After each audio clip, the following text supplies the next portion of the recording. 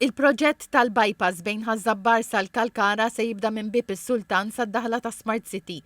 Il-proġett li għandu lan li jtejjeb il-konnettività f'din iż-żona ta' Malta se jiswa madwar 8 miljun euro mistenni jieħu mal-4 snin biex jitlesta. L-ewwel fażi tax-xogħlijiet se tibda fl-aħħar ta' Mejju f'toroq li diġà huma eżistenti u li allura se jsir xogħol ta' tisbieħ fihom. Il-perit Antoinette Conti minn Transport Malta spjegat li fl-2007 l-applikazzjoni għal dan il-proġett kienet se tieħu mal-14,500 metru kwadru ta' art agrikola. Madankollu spjegat li bil-bidla fl-applikazzjoni din is-sena l-art li se tittieħed niżlet għal 5,686 metru kwadru.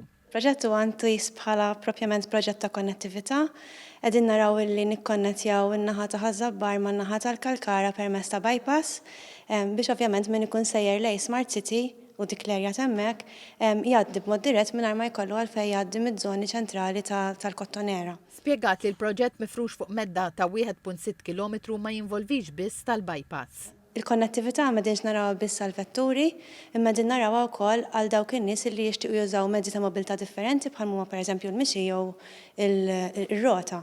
Fil-waqt li t-toroq ta' ġol irħula jista' jintużaw xorta għal attivitajiet li jkunu qegħdin isiru fiż-żoni hemmhekk. Il-perit Conti komplettajt li d-desin tal-proġett tal-bypass u sensittiv għaż-żona fejn qiegħed u għalhekk qalet li ħan konsiderazzjoni li ż-żona hi waħda ta' aspett kulturali kbir.